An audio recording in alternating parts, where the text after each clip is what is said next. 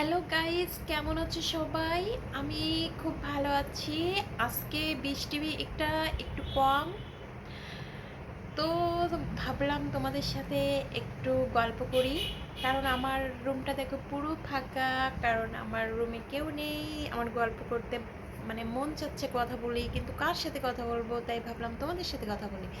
আমার মেয়েটা গেছে সকাল 7:30টায় স্কুলে, ওর 8টা থেকে কোচিং শুরু হবে। এখন বাজে 4টা, কিন্তু ও এখনও আসেনি।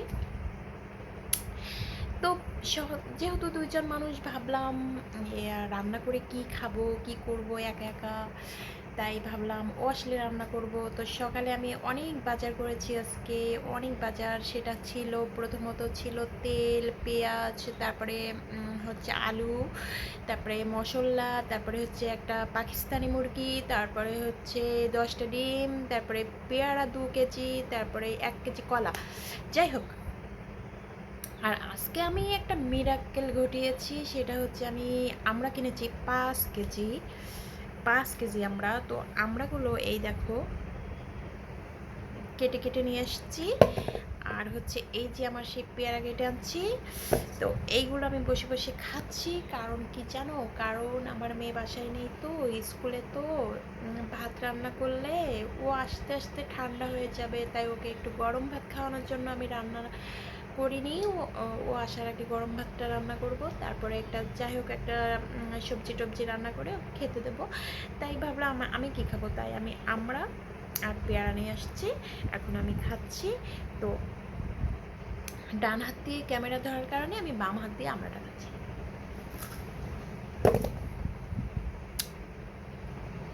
আমার আবার হাই প্রেশার, আমি কাঁচা লবণ খেতে পারি না, তাই আমড়াটা খুব টক।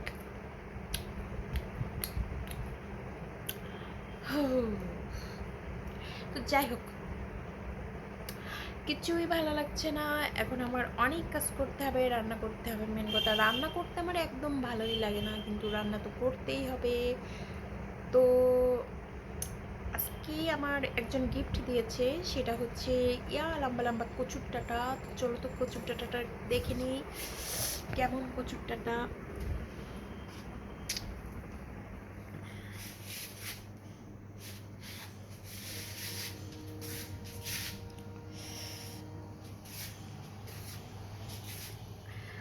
আমি এর কি করব বলো? 3 পিস, 3 পিস সমুদ্রের মাছ দিয়েছি, 3 পিস। ও একটা 3 পিস খেয়ে ও চুপচাপ আমার ডাইনিং টেবিলে বসছে, ডাইনিং টেবিলে বসে তাই সমুদ্রের মাছগুলো খেয়েছে। তো আমি যেটা দেখাতে চাইছিলাম, এই দেখো, এটা রান্না করবো আজকে। এটা এটা এটা জাস্ট ফাটাফাটি করে রান্না করব। চিংড়ি শুটকি হলে আরও ভালো লাগতো হয়তো, কিন্তু চিংড়ি শুটকি দেবো না, এমনি এমনিই রান্না করব। তো কেটে কমপ্লিট করে নিই, কারণ মেয়ে আসার্য করেছে, তারপরে রান্নাটা করতে যাব।